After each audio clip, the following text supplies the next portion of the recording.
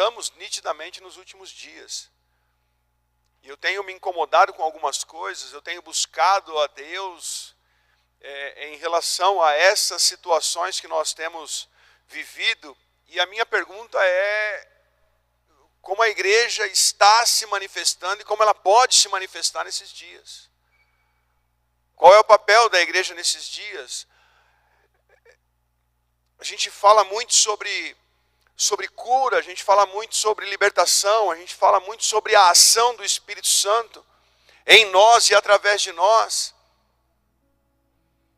E eu tenho meditado muito nisso, e às vezes buscando poder, autoridade. E vi que é um pouco diferente essa questão de poder e autoridade, e vamos até falar sobre isso. Tem um texto que eu quero ler sobre isso. Mas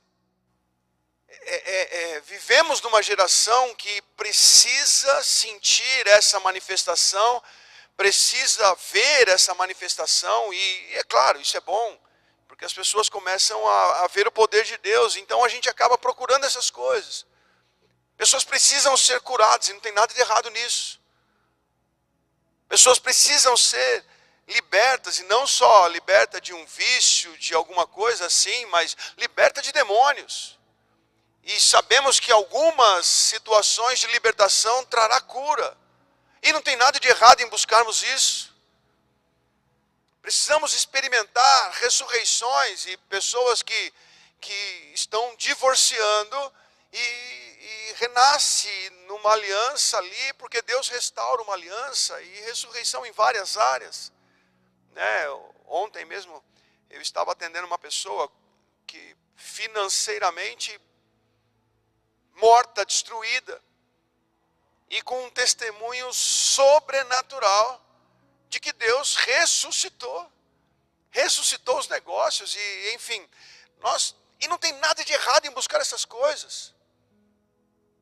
Que sejam curados, que sejam libertos, que ressuscitem, enfim, não tem nada de errado buscar poder para isso, e sabemos que o Espírito Santo nos capacita para isso.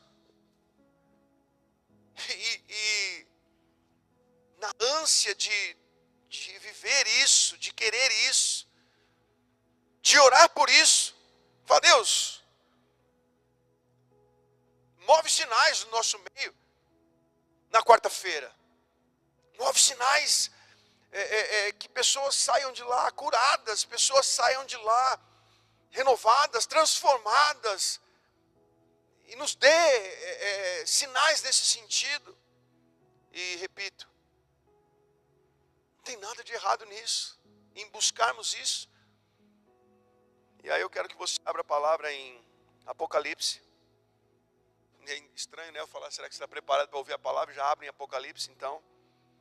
Prepara o lombo, porque eu apanhei também.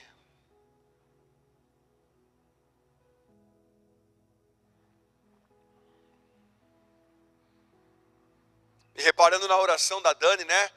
Prepara o nosso coração para ouvir a voz do bom pastor. Não sou eu, tá? Eu pensei que ela ia completar a oração, mas não sou eu. O bom pastor é Jesus. Então, ouça a voz de Jesus. Eu tento ser bom às vezes. E já me preparando para o que Deus está falando. Apocalipse capítulo 2.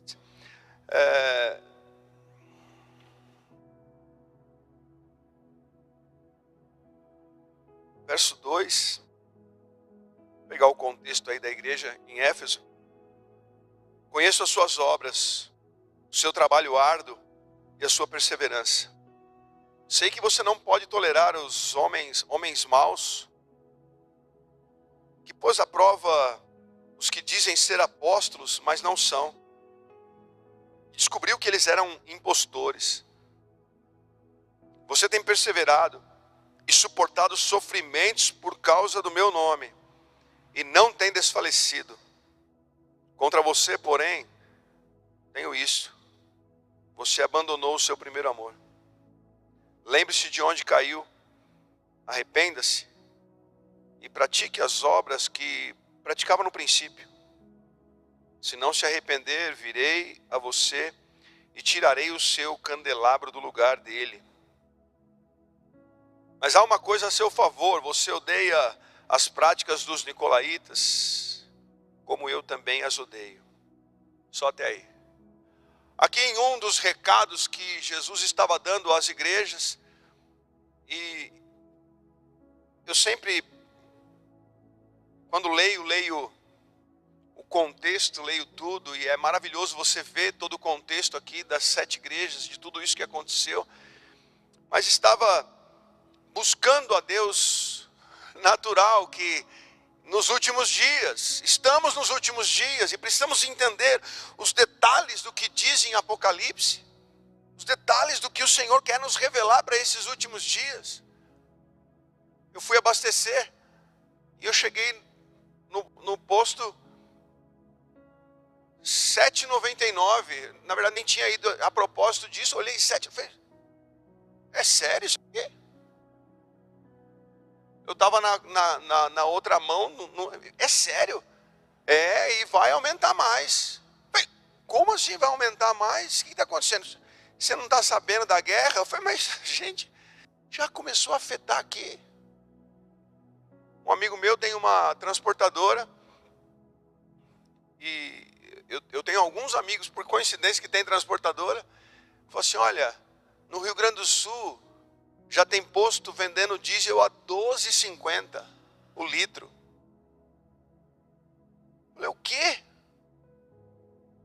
Eu que um dia, faz tempo que eu comprei esse carro, comprei porque o diesel era mais em conta, o motor era mais forte, agora só ficou o motor mais forte. Mais em conta, não tem mais nada. Aí, R$12,50 na Bahia tem lugar já 9 e pouco já. Aí hoje o Rogério falou, abastece lá, e lá é o único lugar que não aumentou, né? Eu falei, meu Deus do céu. Ontem nós abastecemos lá, né, Dani? Aí ontem eu passei lá no posto e abasteci. Gente, nós estamos no fim dos tempos. O alimento vai chegar a quanto? Porque, não sei se você sabe, o alimento chega de caminhão, e o caminhão é movido a diesel. E aí nós vamos ver, ainda estava vindo para cá, falando para a Dani, falei, Dani, eu já vi muita coisa aumentar por causa da crise, mas depois que passa a crise não via baixar. Vocês já viram isso? Né? Ah, está aumentando por causa da crise, está aumentando por causa da crise. Passou a crise, e aí, baixou? Não, agora a gente acostumou, vocês também acostumaram, fica com esse preço.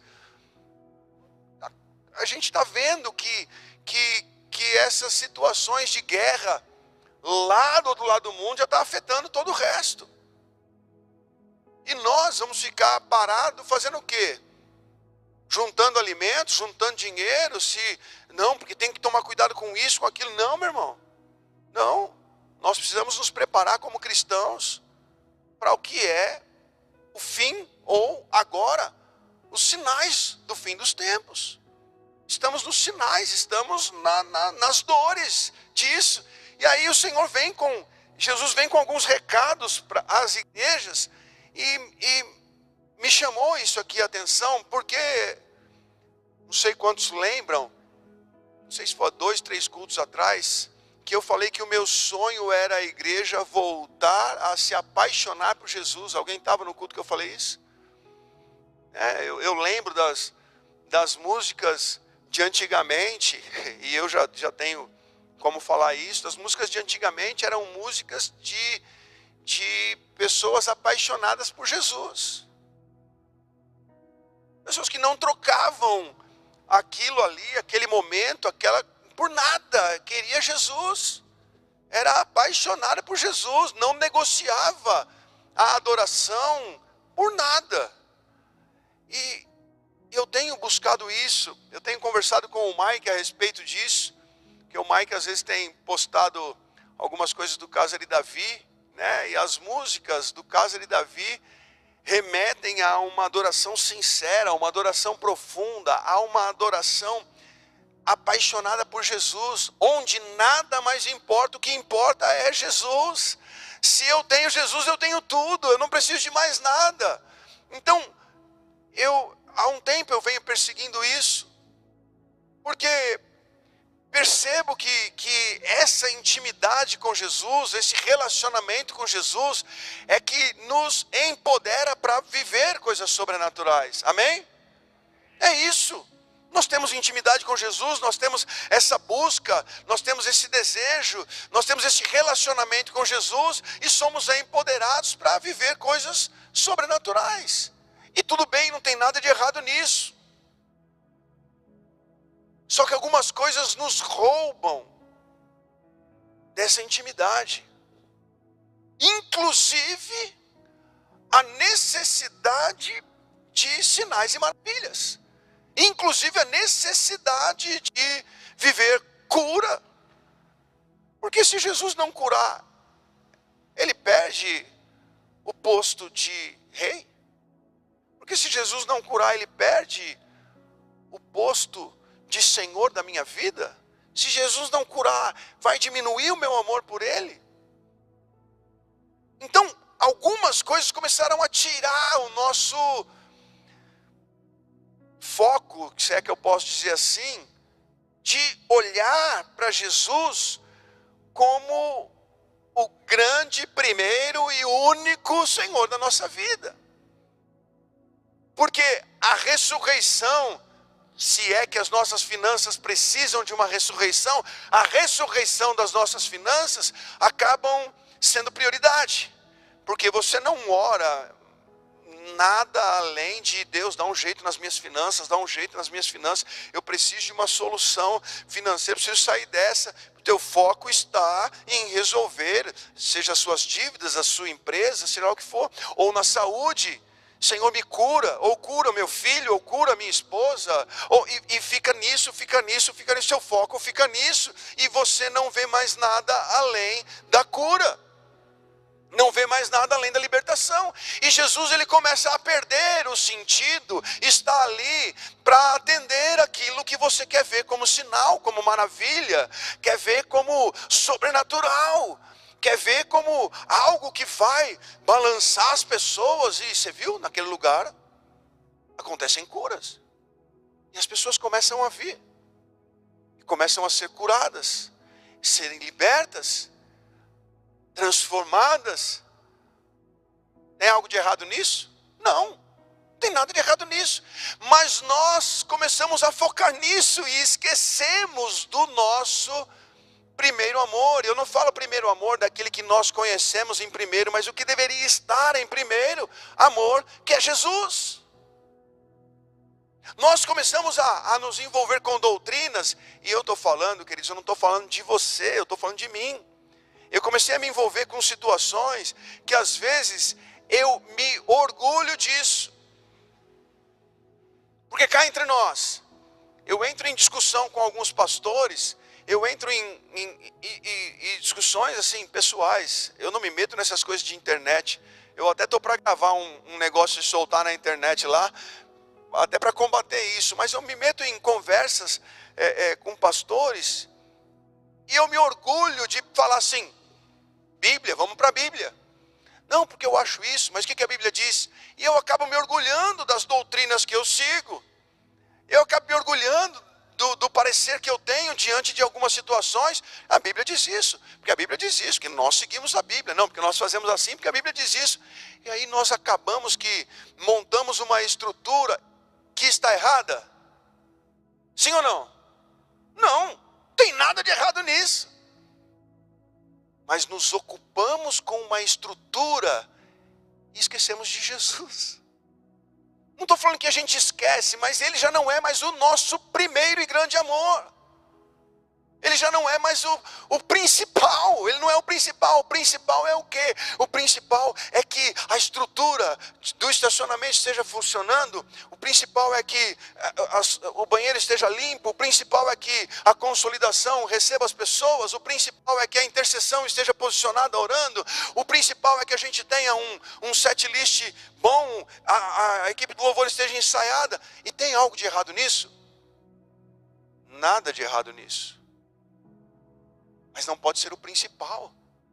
Cuidar dessas coisas não tem nada de errado, mas nós percebemos que o tempo, a experiência, a maturidade, a quantidade de pessoas faz com que a gente entre numa situação de resolver, reunir, alinhar, trabalhar, cuidar, fazer, e de repente Quanto tempo nós gastamos amando a Jesus?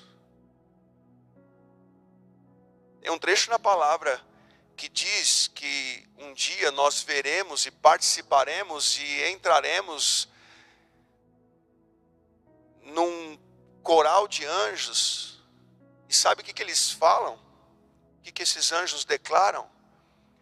De eternidade a eternidade. Você sabe o que significa eternidade a eternidade? É que não tem começo e não tem fim. E sabe o que esses anjos declaram? De eternidade a eternidade? Santo, santo, santo, santo. E não fica tentando, um olhando para o outro e fala assim, vamos agora mudar um pouquinho e cantar uma musiquinha diferente? Porque eu já cansei desse santo, santo. E se a gente tocar um ré maior aqui e sei lá, falar um aleluia, um glória a Deus? Não, meu irmão. É a simplicidade do santo que exalta a Deus sem inventar mais nada. A simplicidade. A necessidade de sermos alguma coisa, de termos alguma coisa. Eu nem estou falando que a gente é isso. Mas às vezes a nossa preocupação em ser isso já nos rouba a identidade de ser simples, de buscar o nosso primeiro amor, que é Jesus. E aqui, o versículo 5 de Apocalipse 2, põe para mim aí, Gi, por favor. Ele fala assim, lembra onde você caiu. Lembra onde caiu. E aí eu nem quero falar queda de pecado. Eu nem quero falar queda de pecado. Eu quero falar onde você caiu de simplesmente de ter abandonado aquilo que fala no versículo 4. O que é o 4, Gi? Abandonar o primeiro amor. O que roubou o primeiro amor? O que ocupou o primeiro amor? O que ofuscou o primeiro amor? Isso é considerado queda. Isso é considerado queda. Porque quando perguntaram para Jesus qual é o primeiro e maior mandamento, ele falou assim, o primeiro e maior mandamento é amar a Deus sobre todas as coisas, com toda a sua força, todo o seu coração e com todo o seu entendimento. O segundo é semelhante ao primeiro, amar o próximo como a ti mesmo. Mas o primeiro é amar a Deus, ele é o nosso primeiro amor. Eu não estou falando de primeiro de data, de cronologia, mas eu estou falando de primeiro de prioridade. Ele deve estar como primeiro. Quem ama seu pai, sua mãe, seu filho, sua filha, seus irmãos, dinheiro, emprego, fama, mais do que a mim, não é digno de ser meu discípulo. Não está dizendo que você não deve amar seu pai, sua mãe, seu marido, seus filhos, seus pais. Não está dizendo que você não deve amar, mas nunca mais do que a Jesus, nunca mais do que a Ele. Nunca.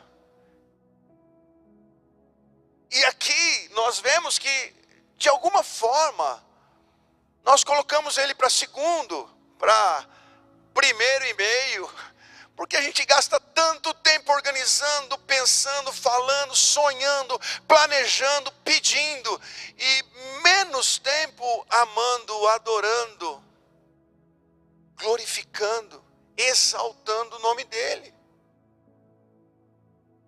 Gastamos tempo ajustando doutrinas, e que não tem nada de errado, está na Bíblia. Mas pastor, a gente não vai viver isso. Vamos viver isso. Mas depois que o nosso coração estiver totalmente derramado em amor, em adoração ao Rei dos Reis. Depois, para que a gente viva a cura como consequência. Para que a gente viva a libertação como consequência da adoração. Para que a gente viva a ressurreição, purificação, como consequência do amor a Jesus.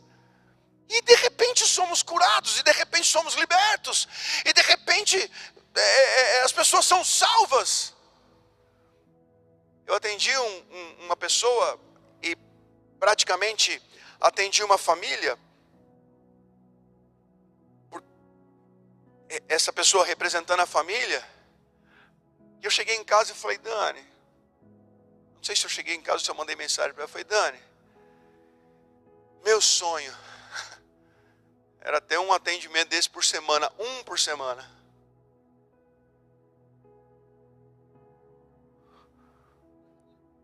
Ô queridos, desculpa, eu estou ministrando aqui. Eu acho que eu atendi sem querer, desculpa. Vou voltar aqui. Eu tenho uma célula online, eles colocaram para quarta-feira, Dani. E aí eu, ao invés de desligar, eu liguei, eu atendi a ligação. E é por vídeo. Tadinhos. Deve ter tocado o teu também aí. Eu ao invés de... vocês viram que eu bati o dedo aqui? Eu bati para negar e eu aceitei. Aí eu comecei a ouvir um barulho, tava todo mundo olhando pra minha cara. Agora eles vão assistir o culto, né? Porque não é a hora de fazer célula, agora é a hora de fazer culto. Onde que eu estava? Eu ia na célula, né? Eu ia para a célula. Estava onde? Na família de quem? Ah, verdade. Que eu atendi uma pessoa que representava uma família. Eu falei para Dani, Dani, eu queria atender uma dessa por semana. Que delícia é você ver a pessoa ali. Pastor, eu vim no culto e eu entendi tudo e estava falando comigo. E aí ele pegou e tomou uma atitude lá. Eu vou ter liberdade de falar, porque eu não estou citando nomes. E se um dia eles testemunharem disso, glória a Deus. Minha esposa chegou para mim e falou assim, e mandou uma mensagem, se eu entendi bem, minha esposa mandou uma mensagem para mim, dizendo, olha, você vai chegar em casa e vamos ver se você repara na limpeza que eu fiz. E ele chegou em casa e tal, e aí quando ele chegou, a casa já não tinha mais as imagens de ídolos na casa dele. Ele olhou e falou assim, você tirou eles chamam de santos, né, de imagens, você tirou as imagens? Ela falou, tirei. Por quê? Porque eu não me sentia mais bem com isso. Aí eu olhei para ele e falei assim, mas quem mandou você tirar? Quem mandou a sua esposa tirar? Ele virou para mim e falou, ninguém, pastor. A gente foi na igreja, ouviu a palavra, chegamos em casa, aquilo já não fazia mais bem para a gente. Eu falei, sério? É o Espírito Santo. Aí você começa a perceber, e ontem eu dei esse testemunho na célula, porque tem uma pessoa da célula, eu até comparei, né, Dani? Até falei para ela, eu falei, olha, teve um testemunho, uma pessoa que eu atendi, semelhante ao que você viveu. E essa pessoa viveu exatamente isso. Um dia eu contei aqui, vocês lembram? Que ela ela ia fazer alguma coisa pro santo lá, né, Dani? Ela ia, e aí, ela, não sei se ela ia acender uma vela, nem lembro o que era. Se ela estiver assistindo, ela vai brigar comigo, que eu não sei nem contar o testemunho dela. E aí, no outro dia, ela acordou e ela viu o santo todo mastigado pela casa. O cachorro pegou o santo, era de plástico, e comeu o santo inteirinho, deixou. Ela falou assim, meu Deus, agora o que eu vou fazer com o santo? E aí, não sei se Deus falou para ela, ou o marido falou para ela, falou, tá vendo? Isso é só uma peça, é só um pedaço. E eu falei, quem falou para você? Sabe o que ela falou? Ninguém. O que eu quero dizer com isso? Às vezes nós nos preocupamos com algumas doutrinas, com algumas regras, que tem que ser assim, tem que fazer assim, tem que fazer desse jeito e tal. Como fazer, como conduzir. Olha, essas imagens, a gente se preocupa com algumas coisas que basta você vir ao culto, basta você adorar ao ídolo verdadeiro, ao Deus verdadeiro, que o resto vai ser arrancado de você. Simples assim. Quando Jesus ele entra na sua vida, a doença tem que sair. Quando Jesus entra na sua vida, a miséria tem que sair. Quando Jesus entra na sua vida, o divórcio tem que sair. A dor tem que sair, a tristeza tem que sair. Quando Jesus entra, o resto de ruim vai mover no sobrenatural. Está dando para entender? E a gente às vezes está preocupado em, não, porque você tem que fazer. Pelo amor de Deus, não estou falando que está errado o curso de 11 semanas, de 12 semanas. Não estou falando que está errado as aulas de integração. Não estou falando, não, isso não está errado. Mas isso não pode ser a nossa prioridade. Nós escapamos, ou ainda não. Não escapamos porque essa família está vindo a 2 cultos e falou eles estão indo na célula de vocês, Patrícia? Tem uma família lá nova. Ele falou bastante da célula lá. E aí ontem falou para mim assim, eu não vejo a hora de chegar a hora da célula. Eu falei, vocês já estão até em célula, 2 semanas de igreja, estão na célula. Convidaram a gente, é maravilhoso. Eu falei, é maravilhoso, quase que eu fui. É que eu tinha célula ontem. É regra? Não. É Jesus purinho. É o Espírito Santo. Não, porque tem que ir na célula. Meu irmão, falou que tem que ir, falou que não, porque se não fizer... Aí perde o primeiro amor que deve ser Jesus. E o que eu percebi nesta família que chegou e vem chegando, é que quando adorou a Deus, Jesus ele começou a ocupar um espaço que as demais coisas ocupavam. E aí a palavra fala, viu? Onde que você trocou essa prioridade? Quando que você começou a pedir mais? Porque a gente, lembra domingo, não sei quantos estavam aqui, no domingo eu ministrei, que o nosso coração é enganoso, né? A gente é cheio de pedir as coisas, fala assim, não Deus, me dá um carro maior e melhor, porque aí, se o Senhor me der esse carro, eu vou buscar as pessoas para levar para a igreja. Seu coração não presta. Seu coração não presta, porque ele tenta te enrolar. Não, porque se eu comprar esse apartamento ou essa casa, tem um quarto a mais, eu vou receber pastores e missionários. Mentira, não vai. Seu coração está te enganando. Se ao invés disso, você buscasse a Deus, o reino dele, as coisas dele, fosse apaixonado por ele, para ele são todas as coisas, ele ia cuidar em te dar um carro ou uma bênção, mas nós nos enganamos, nós nos perdemos, ocupamos a nossa cabeça até com coisas legítimas. Pastor, está errado eu pedir a cura do meu filho? Não tem nada de errado, ninguém vai parar de orar aqui não, mas desde que a sua oração por uma enfermidade, o seu clamor, a sua intercessão não seja maior do que a sua adoração. O problema é que o nosso clamor é maior que a adoração. O problema é que a nossa doutrina ocupa mais tempo que a adoração. O problema é que as nossas regras ocupam mais do que a nossa adoração e o nosso amor a Deus. O problema é que os nossos sonhos, as nossas vontades, a nossa estrutura, não que vamos fazer isso, porque aí a gente junta para orar, porque a gente ora, e aí põe a mão na cabeça e manifesta no demônio, põe a mão na cabeça e cura, e faz isso. As nossas doutrinas estão ocupando mais tempo do que a nossa adoração, onde poderia ser simplesmente santo, santo, santo, santo. E a segunda estrofe a gente poderia cantar, santo, santo, santo. E como refrão, declarar, santo, santo, santo. Pastor, mas é possível ficar 1 hora falando isso? É possível uma eternidade falando isso. E sabe por que nós achamos que o céu é um lugar chato? Porque não nos convertemos por completo. Porque você já imaginou, cá entre nós, chegar no céu, você chegar no céu do jeito que você é, pidoncho do jeito que você vai chegar no céu e você vai falar assim, ah Deus, eu queria, você quer o quê? Que aqui é perfeito, aqui tem tudo. É verdade. Mas é que aqui eu não tenho que pedir para ser curado, eu não tenho que pedir para comer melhor, eu não tenho que pedir um aumento de salário, eu não tenho... Você não sabe adorar, por isso que você acha o céu chato.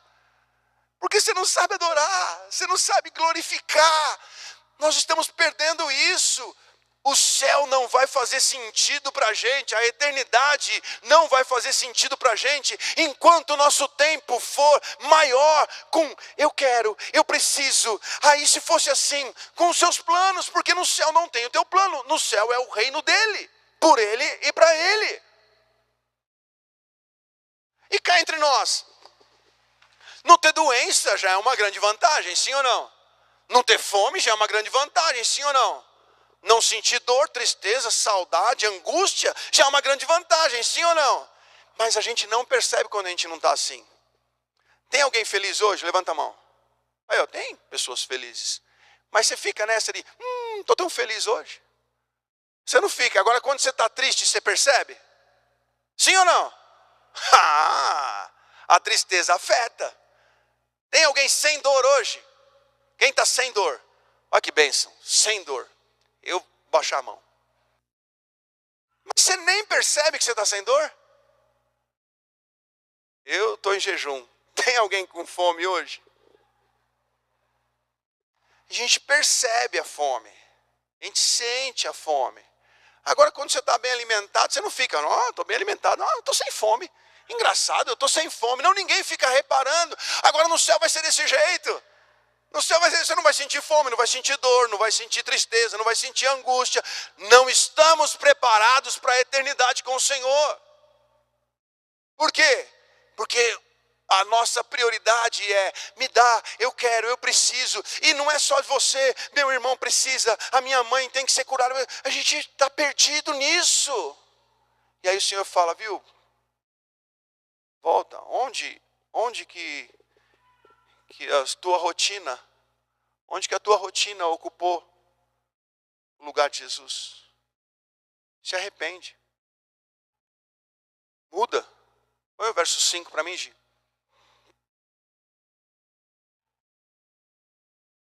Se arrepende e faça as obras que praticava no princípio. Se não se arrepender, virei a você e tirarei o seu candelabro do lugar dele. Sabe o que significa tirar o candelabro do lugar? No capítulo 1 de Apocalipse fala, até no verso 1 se bobear, essas são as palavras daquele que tem as 7 estrelas em sua mão direita e anda entre os 7 candelabros de ouro. O verso 1 fala isso, e no capítulo 1 também fala, explicando os 7 candelabros como sendo a igreja. Mas candelabro também fala de luz. Candelabro também fala da presença de Deus como luz. E ele foi colocado na condição do tabernáculo como luz para o sacerdote. Existem vários significados para o candelabro, mas o candelabro aqui em Apocalipse fala, está simbolizando a igreja e está simbolizando Jesus, como presença divina, a presença de Jesus ali como luz. E sabe o que significa tirar o candelabro? Vou remover o candelabro. Meu irmão, a igreja fica insignificante, porque ela fica sem a presença e removida do lugar dela. Porque se você não se arrepender, se a gente não colocar o que é em primeiro lugar, no primeiro lugar, a igreja perde sentido. A igreja perde sentido. Alguém já foi em alguma igreja que está escrito aqui no púlpito, santidade ao Senhor? Você se lembra de ter ido em algum lugar assim? A Quadrangular, né, Dani? Lá em Araras, está aqui, ó, santidade ao Senhor. Meu irmão, é entrar e ler e entender que aquilo é o nosso primeiro amor. Jesus é o nosso primeiro amor. Se você for curado ou não, Jesus é o nosso primeiro amor. Abre a palavra aí em Mateus capítulo 7, e hoje eu falei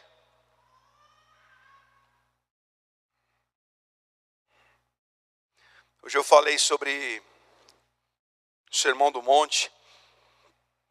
Não sei se foi hoje ou se foi ontem, mas eu falei sobre o Sermão do Monte. Meu Deus, quanta coisa tem aqui. Mas olha o que diz aí em Mateus capítulo 7.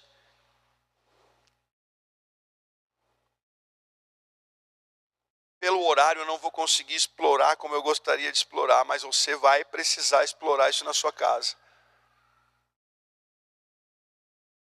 A partir do verso 15.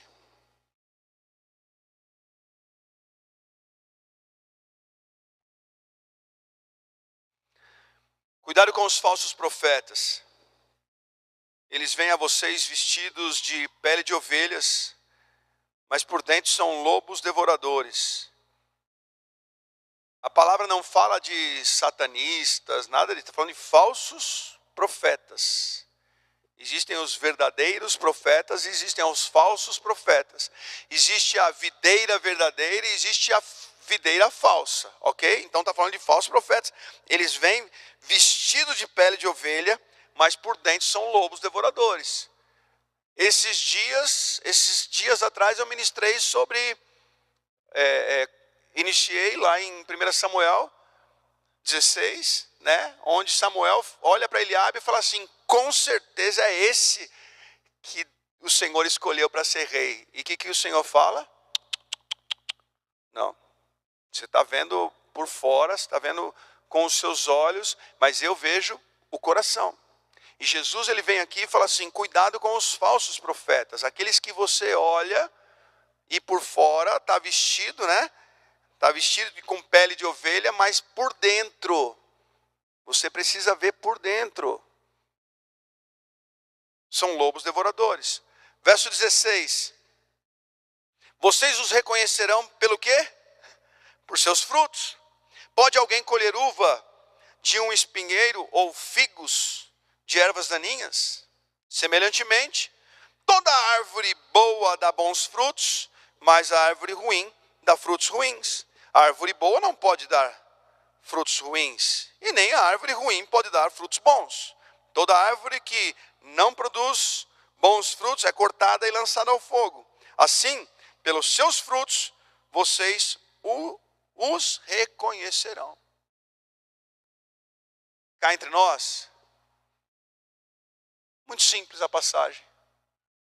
Você conhece as pessoas pelo fruto que ela manifesta. Não por aquilo que ela fala, mas por aquilo que ela é no dia a dia. Amém?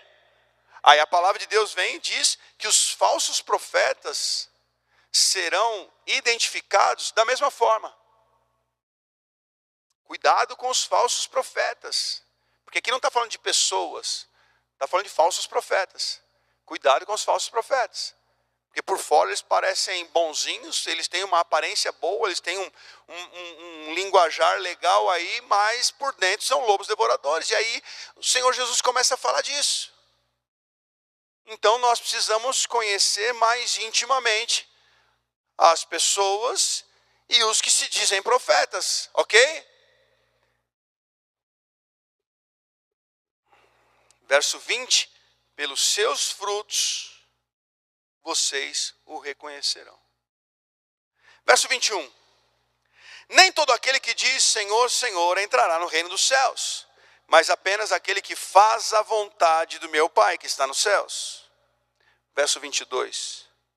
Muitos dirão naquele dia, Senhor, Senhor, não profetizamos em teu nome?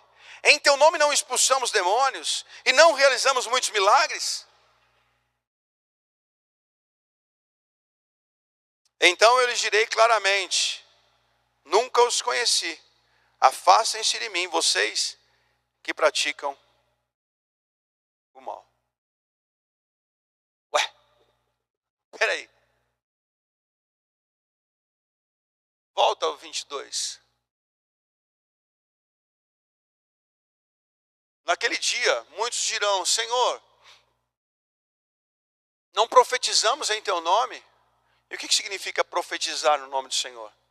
Significa que alguém abriu a boca, falou e aconteceu.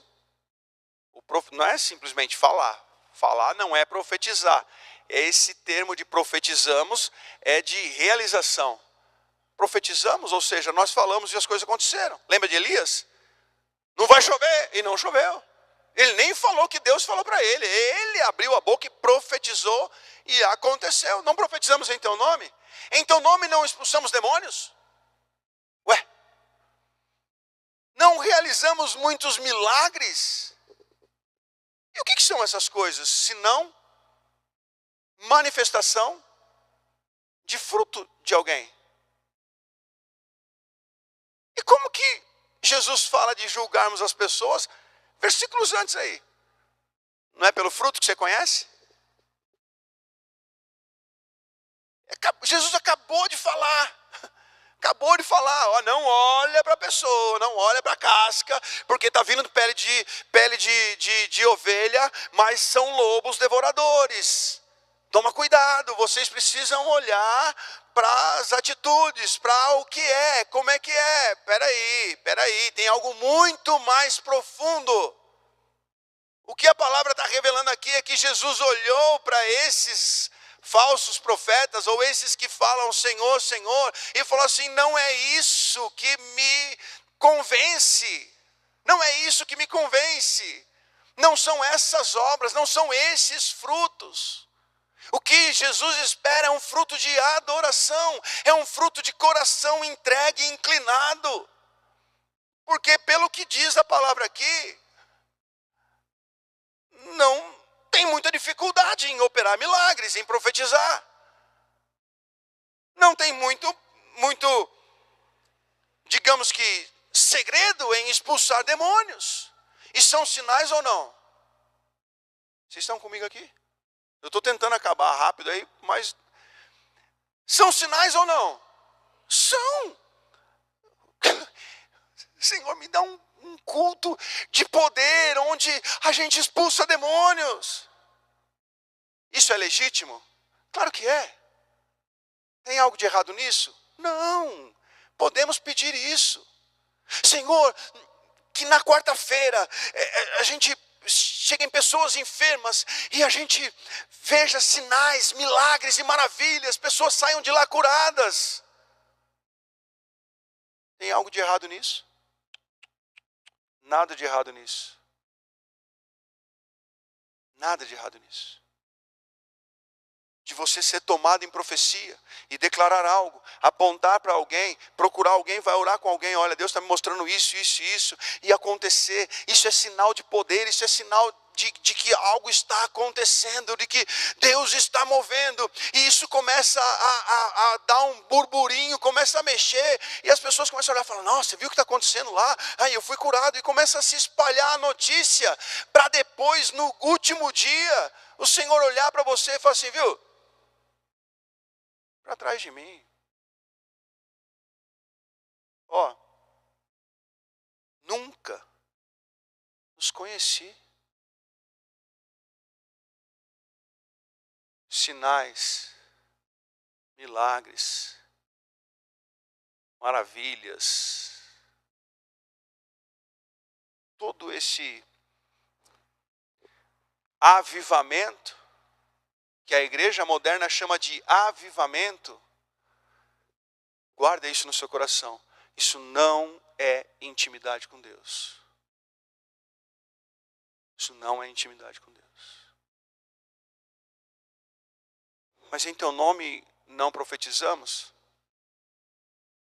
Profetizaram. Em teu nome não expulsamos demônios? Eu precisava fazer alguma coisa naquelas vidas lá e só tinha você. Em teu nome não operamos milagres, pessoas não foram curadas.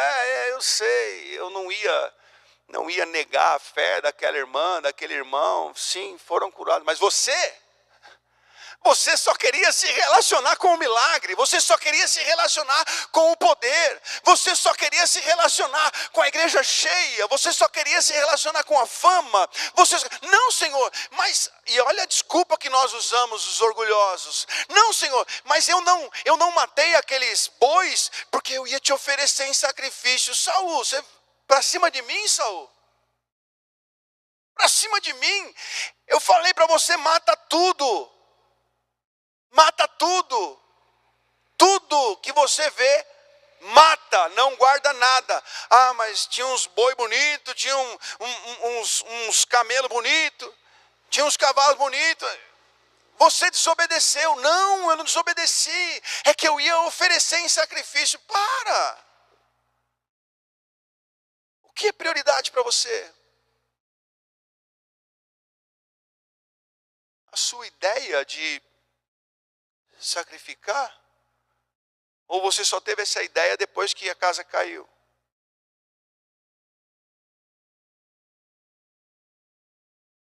Sacrifício não gera intimidade. Sabe o que gera intimidade? Obediência. Samuel dá o recado para Saul, ele fala assim: é melhor obedecer do que sacrificar. E sabe o que significa obedecer? João capítulo 14. Os que me amam me obedecem. Aqueles que me obedecem, esses são os que me amam. Obediência é sinal de amor a Deus. Obediência é sinal de amor a Deus. É por isso que Samuel virou para Saul e falou assim: obedecer é melhor do que sacrificar. Essa sua ideia aí, e podia ficar até bonito, né? Um grande holocausto, uma grande festa em sacrifício ao Senhor. Depois, já pensou se Samuel fala: ah, você ia matar? Então vai, então mata. Então sacrifica. Samuel não tinha relacionamento com essas coisas. E aí Jesus vira para esses. Já é a 10ª vez que eu repito isso. Não tem nada de errado em querer um culto de milagres. Não tem nada de errado em buscar a cura. Não tem nada de errado em ser profeta na vida das pessoas. Não tem nada de errado em querer ver pessoas libertas. Expulsar demônio, não tem nada de errado nisso. O problema é quando isso é o nosso primeiro amor. Nós não vamos parar de buscar poder. O que nós não podemos é buscar primeiro esse poder, esses sinais, essas maravilhas. Porque isso não gera intimidade, isso gera, no máximo, admiração. Alguém aqui já viu o Neymar jogar? Alguém já viu o Neymar? Ninguém viu o Neymar jogar?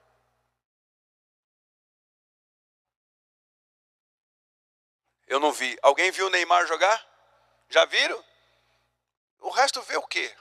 Eu só sei falar do Neymar, eu só sei quem mais joga bem e não joga, né? Tanta coisa. Gente, a gente só vê. Às vezes, eu já me peguei criticando o zagueiro. Oh, mas todo mundo sabe que o Neymar vai cortar para esse lado, aquele zagueiro caiu nesse drible, né? Eu conheço o lado que o Neymar corta e chuta. Eu conhece? Não, você admira. Elogia. Torce para o Neymar ser convocado para a seleção, achando que o Neymar vai salvar essa seleção.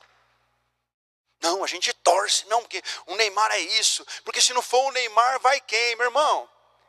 Intimidade, isso não é intimidade com o Neymar. Vai lá, como é que chama o técnico da seleção? Lancelotti. Ancelotti. É que Lancelotti é o cantor lá que eu gosto, né? Eu gosto de um cantor chamado Lancelotti. Aí falou Ancelotti, eu pensei que era Lancelotti. Mas se puder, segue o Lancelotti, ele é bom. Canta demais, umas músicas maravilhosas. Depois eu te direciono lá. O Ancelotti, você vai chegar no Ancelotti, vai falar assim, ó, o Neymar ele pode até jogar, cara, mas eu conheço ele. O caráter dele é meio duvidoso. O Ancelotti vai falar assim, meu irmão, me interessa é que ele jogue e faça gol. O que me interessa é ganhar a Copa. Vai me dizer que vocês nunca ouviram dos escândalos de Romário, de Ronaldo, né? Dos caras que pulavam no hotel na concentração e não faziam concentração, não treinavam, não ficavam na concentração, e os técnicos faziam vista grossa, porque não interessa o que eles estão fazendo na noitada, o que eles estão, interessa é que eles entram em campo e resolvem. Isso não é intimidade. A prioridade é aparecer, a prioridade é ganhar, não é disciplina. Não é disciplina. Foge do objetivo do esporte. Todo mundo fala que o esporte serve para quê? Para disciplina, para se tornar uma pessoa melhor, para isso e aquilo. Foge totalmente. Ninguém está preocupado com o caráter do cara, está preocupado que ele vai lá, faça gol e resolva. E isso é o que interessa. A mesma coisa está dizendo na palavra aqui. A gente vai lá e profetiza, expulsa demônio e cura. E aí chega lá e fala, mas Senhor, e aí? Jesus vai falar assim, não tem intimidade com você, cara. Você é um interesseiro. Você não tinha disciplina. Você não me amava em primeiro lugar. as suas coisas, seja fama ou interesses pessoais, é que valiam. Porque quem tem intimidade com Jesus, meu irmão, põe uma coisa na sua cabeça. Quem tem intimidade com Jesus não precisa levantar da cadeira de roda para adorar. Sim ou não? Não precisa. Quem conhece Jesus intimamente, adora em toda e qualquer situação. Agora, quando não é isso a prioridade, você fala assim, ué, mas e os frutos? E o que está falando de fruto? Eu lembro que em 1900, e aí já ficou para trás, e 80, aí ficou mais para trás ainda, né? Eu não sei exatamente o ano, o Adhemar lançou um LP, Fruto dos Lábios. Estava conversando com o Pedro esses dias sobre a adoração do pastor Adhemar. Sempre foi adoração. Sempre foi a adoração. É por isso que é uma referência nacional e internacional como um verdadeiro adorador. Conversando algumas vezes com o Adhemar, ele fala que ele tem tantas músicas escritas que quase que como a Bíblia não caberiam nos CDs de tanta música que ele tem, mas não lança tudo. Porque é da essência dele adorar a Deus. E ele vai compondo, ele vai escrevendo e vai guardando. Lança uma ou outra, coloca aí uma ou outra para a gente adorar junto. Mas ele mesmo é uma fonte de quê? De adoração ao Senhor. Uma fonte de adoração. E você acha que algum dia o Adhemar orou por alguém e essa pessoa foi curada? Sim ou não? Claro! Você acha que o Adhemar orou por alguém e expulsou algum demônio? Sim. Pessoas foram restauradas por uma oração, por um abraço. Eu fui restaurado pelo pastor Adhemar por um abraço. Ele não disse uma palavra, ele não orou por mim e pela Dani. E nós fomos restaurados. Numa fase complicadíssima que a igreja estava vivendo. Restaurados por um abraço. Mas você conversa com o Adhemar hoje, a prioridade dele não é doutrina, a prioridade dele não são sinais, maravilhas, profecias, burocracias. A prioridade dele é adorar a Deus. E a adoração gera intimidade. E intimidade, quando nós chegamos lá no dia, no grande dia, porque eu comecei aqui falando que estamos no fim dos tempos, comecei lendo Apocalipse, e agora estou lendo um trecho onde o Senhor fala assim, vai lá diante de mim e fala assim, mas em teu nome eu fiz isso, isso e isso. E o Senhor vai falar assim, é verdade, nós temos intimidade, eu conheci o que você fez, você me adorou tanto. Quando você lê Apocalipse, não vai dar para ficar voltando, indo e voltando, a não ser que eu pregue no domingo e volte nisso aqui. Quando você vai lá em Apocalipse, sabe o que Jesus fala para escrever essa carta? Eu conheço as suas obras. Se você lê as cartas narradas pelo próprio Jesus, ele fala assim, eu conheço as suas obras. Não precisa ficar falando. Mas aqui ele falou assim, vocês me abandonaram. Vocês me abandonaram. Vocês estão preocupados com doutrinas, com aquilo que chamamos de avivamento, mas me abandonaram, me tiraram de prioridade na vida de vocês. Sabe, queridos, realmente nós estamos nos últimos dias, realmente nós não temos mais muito tempo, e não adianta a gente achar que ficar discutindo, não, mas eu acho que tem, eu acho que não é, isso já aconteceu. Não, não temos mais.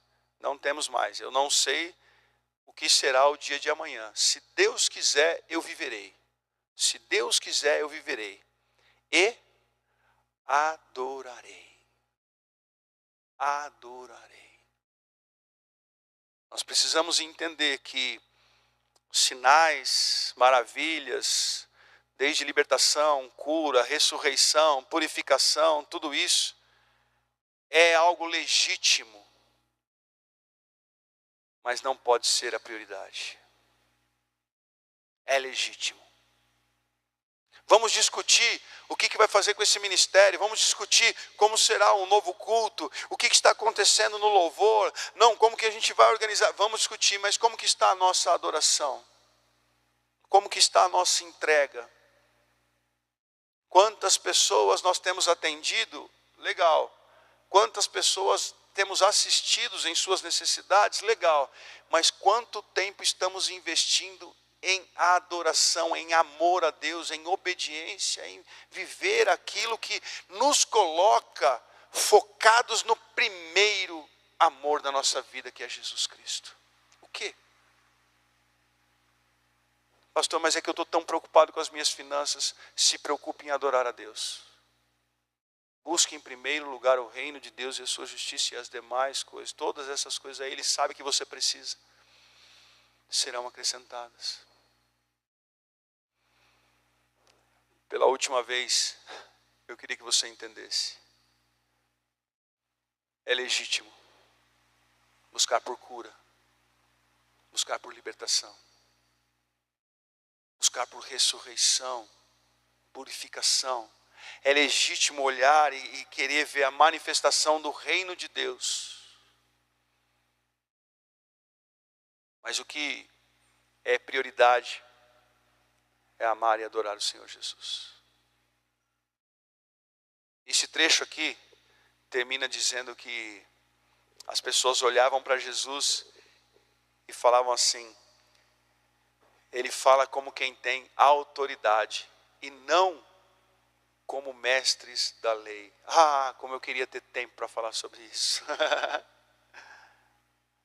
Ele fala como quem tem autoridade e não como mestre. É só você continuar lendo que você vai chegar nesse versículo depois. Sabe o que significa isso? Ele não fala como quem conhece e tem toda a burocracia da doutrina e tem resposta diante de uma regra, de uma lei, de como tem que ser, de como pode ser. Não! Ele fala com liberdade e autoridade naquilo, ou seja, ele vive isso. Nós vivemos Cristo. Será que o que nós pedimos de excelente, de bem feito, será que é porque vivemos Cristo?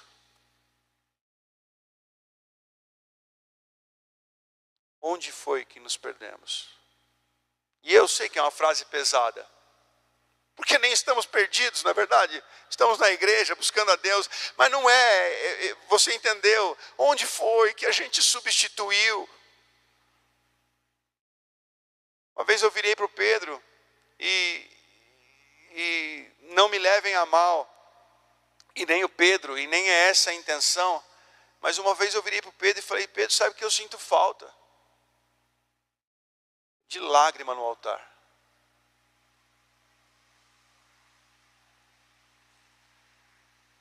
Eu tive um tempo aqui, eu sei que você não suporta a minha voz, eu já até cantei.